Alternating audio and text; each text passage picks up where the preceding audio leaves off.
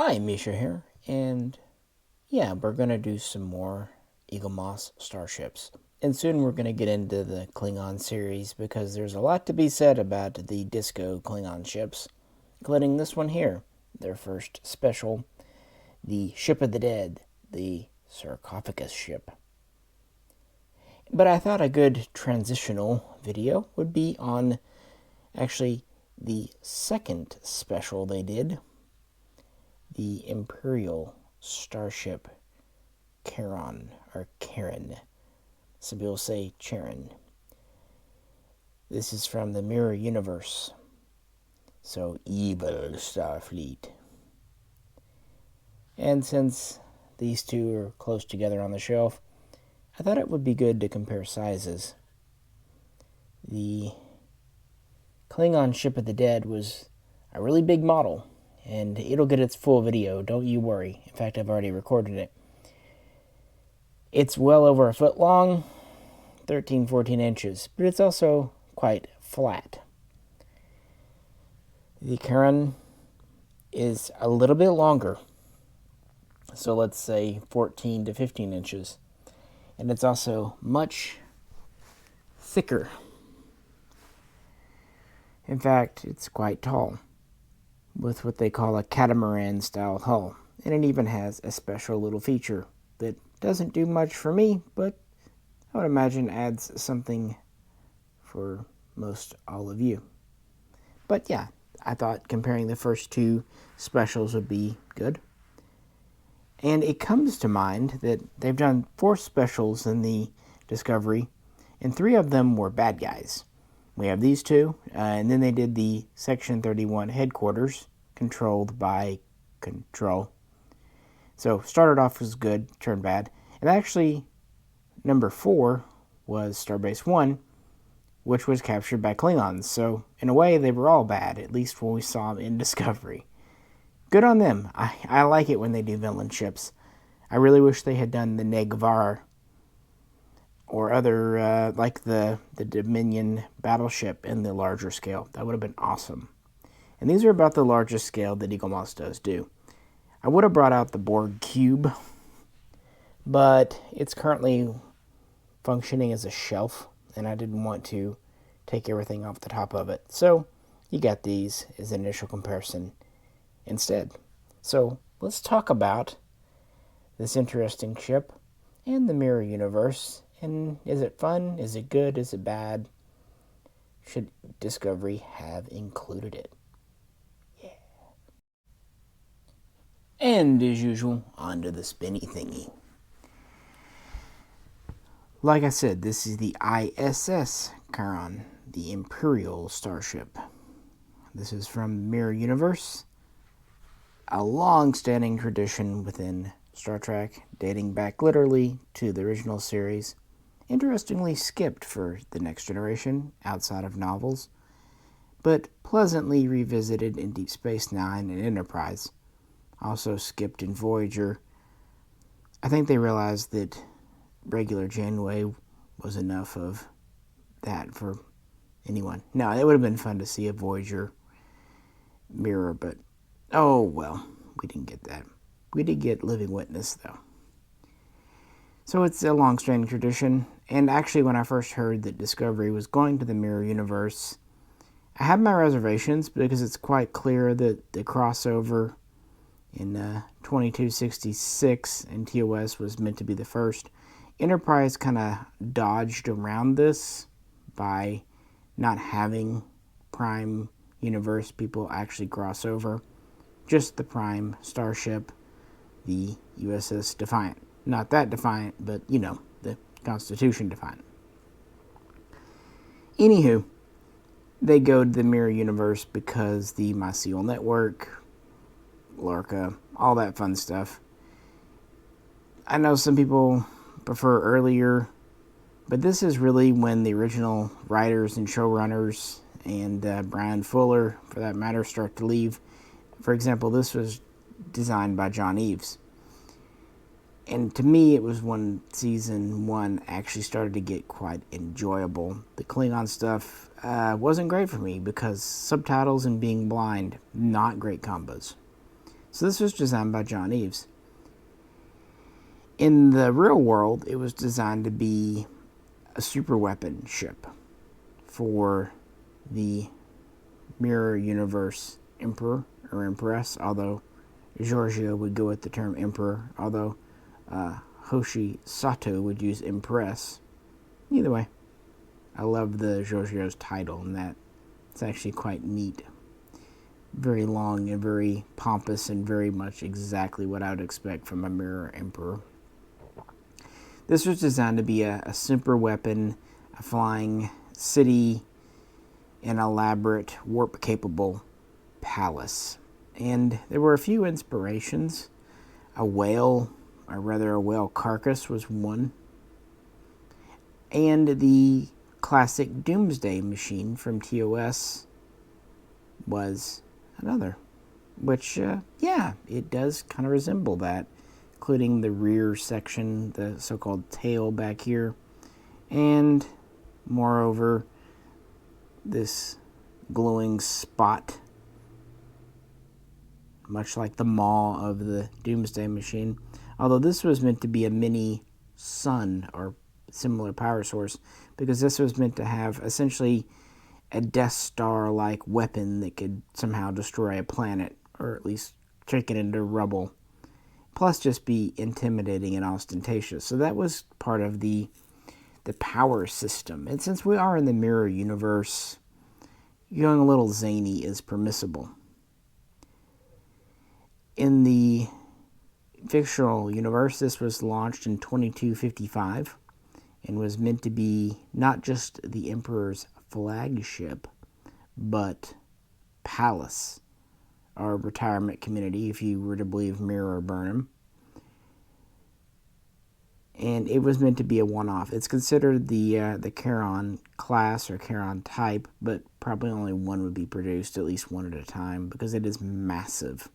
And while I will complain about Discovery's scale in the Prime universe, for the Mirror universe, being grossly oversized just fits. For one, the Negvar that we see Regent Worf, and Deep Space Nine using is a couple of kilometers long at the very least. So, okay, and just the whole ostentatiousness. This is basically their Super Star Destroyer. Keep in mind how big a Super Star Destroyer is, like 19 kilometers. I don't know that we ever get an official size. I think Eaglemoss says like 9.5 kilometers. So even if we scale that down, you're looking at 6.5 kilometers, give or take, by my regular, factoring. Still massive. Keep in mind a Borg cube is 3 kilometers. But that's per side, of course. Height, width, length. This is definitely longer than it is tall. And it is very tall, at least 1.5 kilometers. Has 450 decks, which is insane. Although we have seen things like the Voth city ship and that aforementioned Jem'Hadar battleship, not the battle cruiser, but the battleship were pretty big. But there's a lot of hollow space, and as I just demonstrated, it does sit on a Stenwell. There's a lot of hollow space, kind of reminiscent of the Deradex Warbird. So a lot of those decks, much like on the Warbird, will be vertical and maybe not necessarily that thick.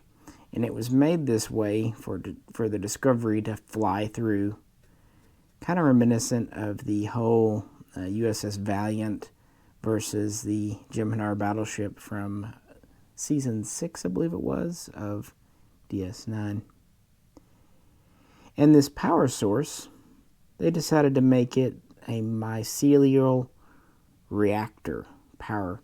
Basically, it sucked energy from the mycelial network, killing it in the process. And so it could power the weapons, the shields, the warp drive.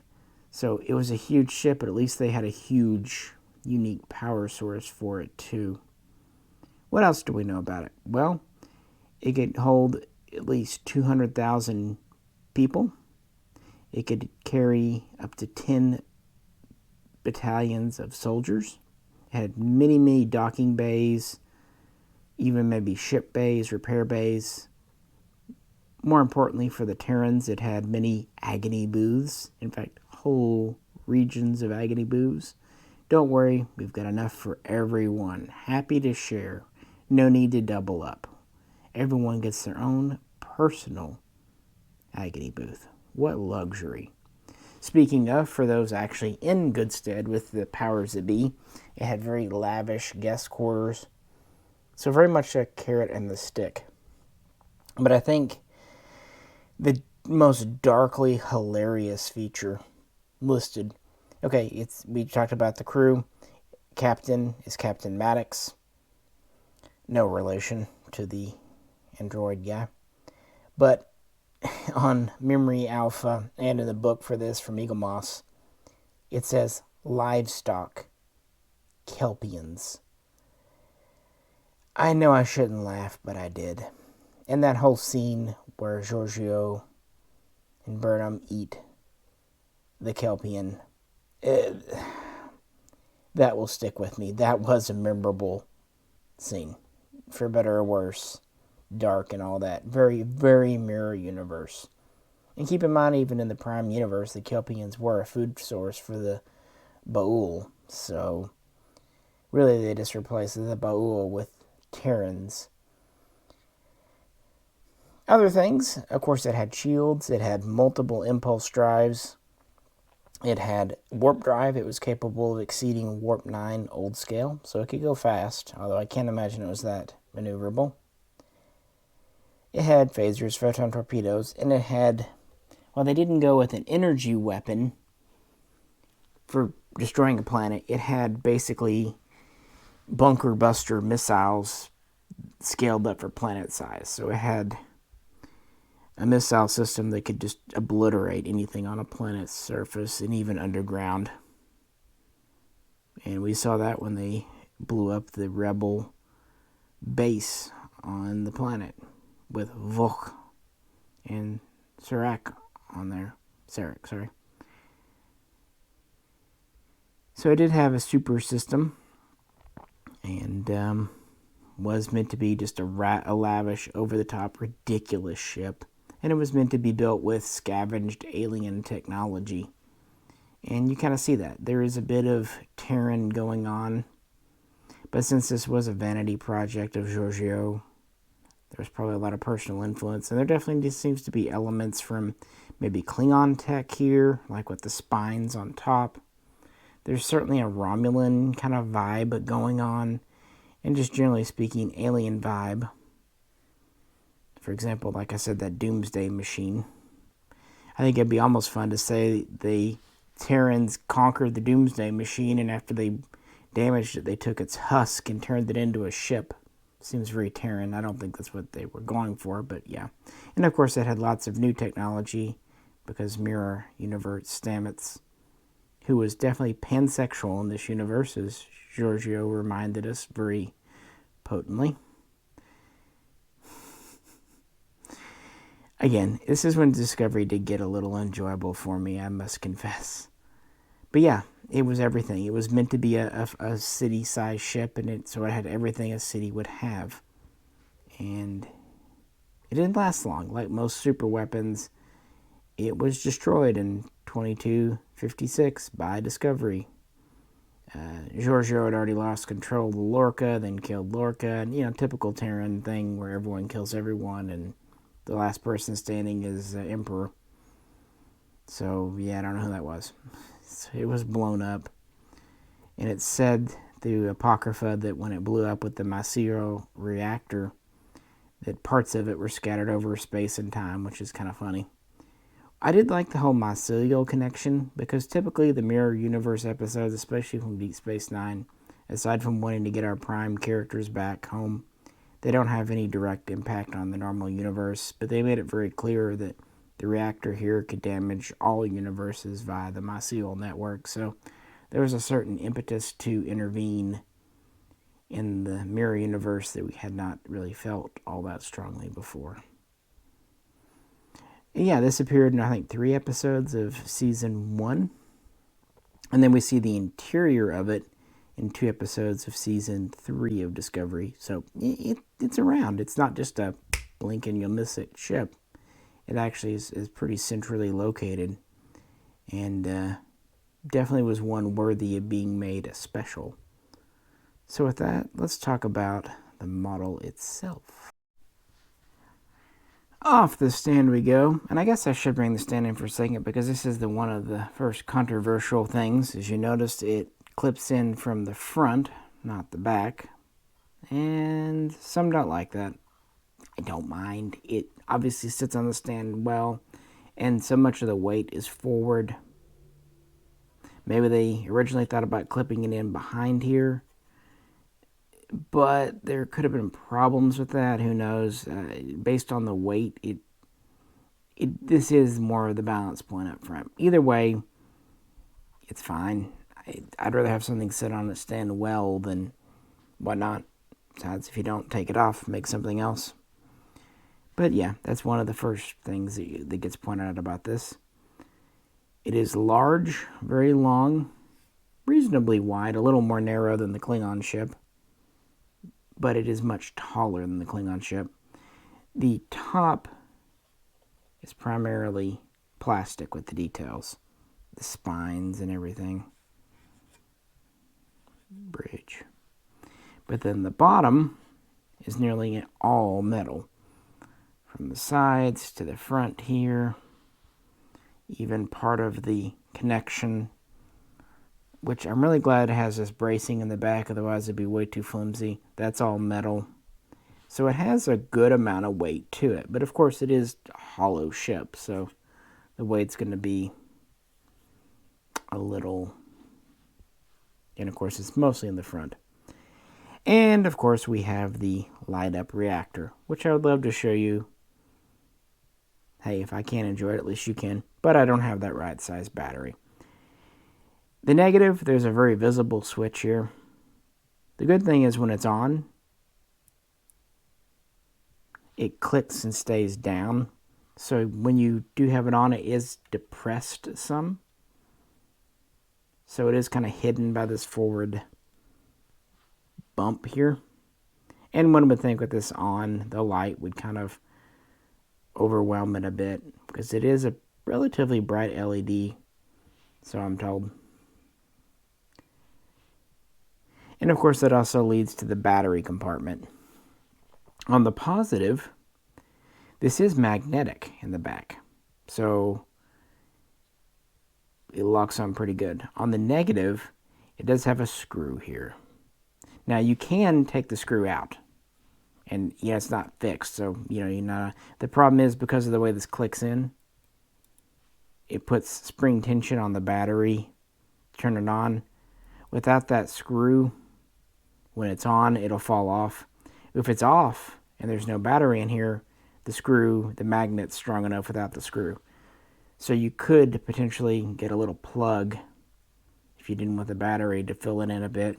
It's one of those things, some complain about it. I know it kind of breaks the illusion a bit, but to be fair, when it's on the stand, that's probably mostly covered up anyway.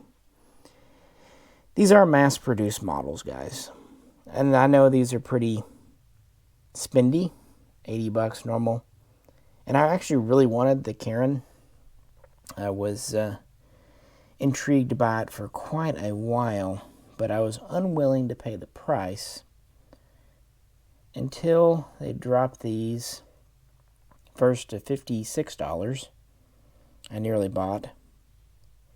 And then they dropped them to $37. And at that, I couldn't resist. And then I had a coupon, which I've talked about in a few of the videos, that took $5 off each model, bringing the total to $32 shipped. And for that, why the hell not? And it is neat. It is very much not Starfleet, except for perhaps the overall color and the nacelles. These are pretty Federation E type nacelles, all things considered. It really does kind of remind me of a cross between the Doomsday Machine and the Diderodex Warbird. It's so different and so very John Eves. I would also buy this as a Zindi ship, which he also worked on those from Enterprise. I can't help but like it, guys. And again, being a mirror universe, we have a little more latitude on, styling and all that good stuff. What do you think? Well, let's compare. 1 second here. When I put it back on the stand, I notice exactly where that screw's at is covered up by the stand. Now, I know the stand is clear plexiglass, but yeah, the whole compartment and screw thing is covered up. So maybe that's another reason they did the stand the way they did this time, even though it's unusual, just to kind of cover up that screw. But yeah, I just wanted to share that. Okay, now for the comparison. And absolutely, that has to be the Constitution class, the Mirror Universe version here. Of course, in no way to scale, that wouldn't work. This would have to be the size of the table to be in scale with this, and this is the standard edition size at that.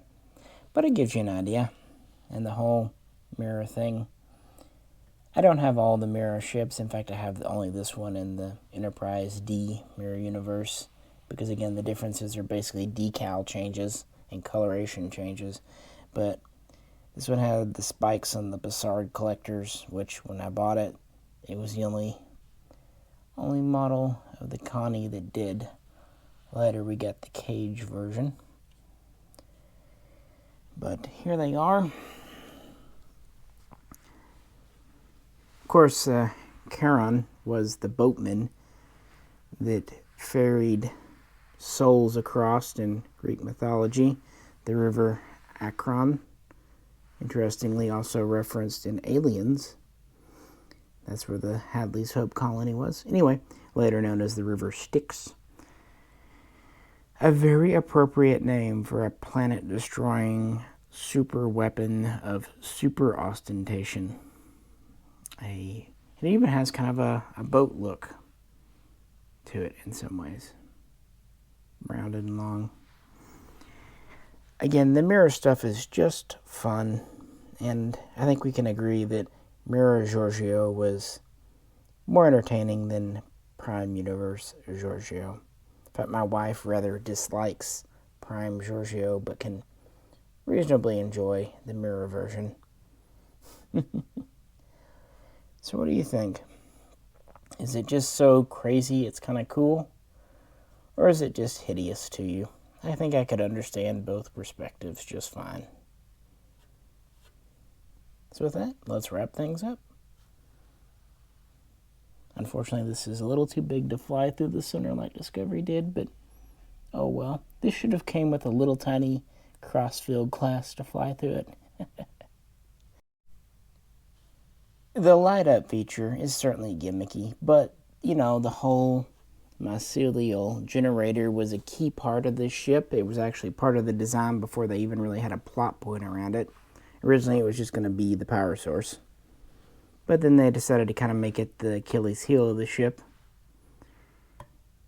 And what Discovery would shoot at to blow it up. I also wonder if this stand is here because when you press the button, you press down right there. And if the stand were further back, people might be tempted to press it forward and break their ship. Again, I understand why people don't like it here, but I think there are practical reasons for it, including kind of obscuring that screw. And while the switch probably could have been placed better, because of how thin this is, they didn't have a lot of options. At least it is a toggle switch instead of a side switch that would have left a gap in the model. So, they didn't do terrible. And at least they gave you something else for your money. This is the only one of the Discovery ships to have a light. Eaglemoss has done light up periodically, very rarely, but periodically, starting with the Borg Cube and then the Doomsday Machine. But, yeah, it gives it something special. And I can't help but be happy we have another mirror ship. And I'm glad they did it in the special size, not just the standard, because it would have still been impressive. But if it were standard, it'd probably be 2/3 this. And this would have been pretty thin material. I don't know. And since it was such a special, one-off, unique palace ship, yeah, why not? But yeah, let me know what you think. Like I said, I wanted to buy this one for quite a long time, but just couldn't justify the price. But then it dropped to just over $30, and for that money, I am very, very pleased. It's just such a unique thing. I definitely see the whale carcass resemblance. Also shows where the Terran Empire is leading, maybe to kind of becoming terrors of the galaxy themselves instead of the Borg or the Doomsday Machine or even the Voth. Definitely kind of trying to take their place to try to play in that big boy field. But with that, I'll quit rambling on. Let me know what you think, please. Feel free to comment. Also, who was your favorite Mirror Universe character? I'm voted to say the Kelpian on their plates. No, okay, that's bad. But, oh man, that was something. You also kind of got to like Mirror Lorca. Because, yeah, I mean, Jason Isaacs. My wife knew he would be playing a bad guy, even from the beginning when she was watching. She's like, he plays bad guys. It's like, yeah, just wait. Alrighty, guys, this is Misha, and I'll catch you very soon. Next time.